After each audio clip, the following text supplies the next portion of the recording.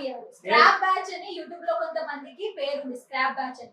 దాంట్లో మీరు ఒకరు ఇప్పుడు, దానికి మీరేమంటారు? చెత్త బ్యాచ్ అని పేరు, దాంట్లో మీరు కూడా ఒకరు ఇప్పుడు. దాంట్లో మన భాగం లేదు.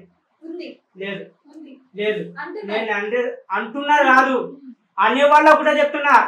వాళ్ళ బ్యాచ్ వాళ్ళ వరకే, నా బ్యాచ్ అనేది చిత్తా బ్యాచ్ లో మనం లేము. ఎందుకులే మాను 2 వీడియోలలో కనిపిస్తే కాదు, డైలీ చిత్తా బ్యాచ్ చేసిన వాళ్ళు ఉంటే నడుస్తుంది. దాంట్లో ఎవరైతే అన్నారో యూషేఖర్ దాంట్లో కన్ఫర్మ్ లేడు.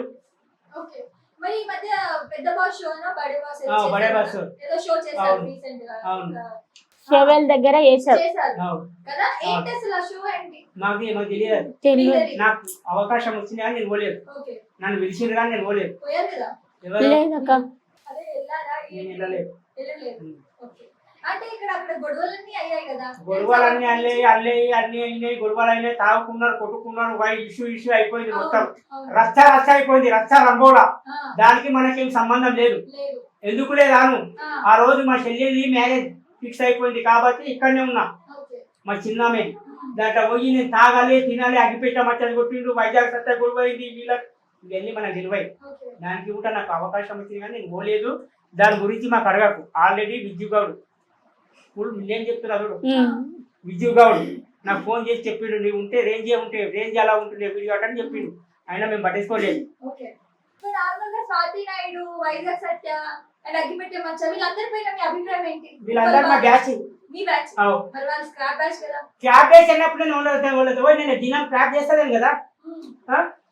ఏదో నాకు పరిచయం అయిన కాడికి పెడతాను కదా. డైలీ పోయి వాళ్ళతో పోయి క్రాప్ ఇది చేయి అది చేయి అంటే అది ఒక క్రాప్. దాంట్లో కలిసిపోతాము.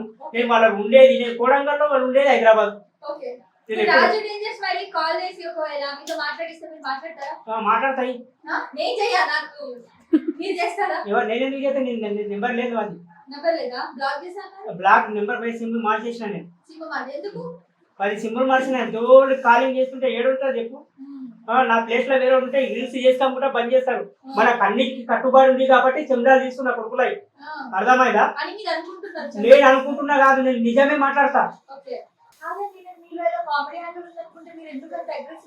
మరి అట్లా అవుతుంది కదా. మరి ఇప్పుడు అంతే, తప్పు చేస్తే లొంగుతాం, తప్పు చేయకుంటే ఎవరికి లొంగం. మాటనే కరెక్ట్ ఉండాలి.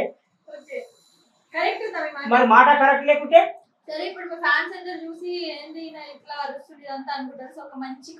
మీరు ఎవ్వరు ఎన్ని రకాలుగా అట్టుకున్నా అనుకుంటా.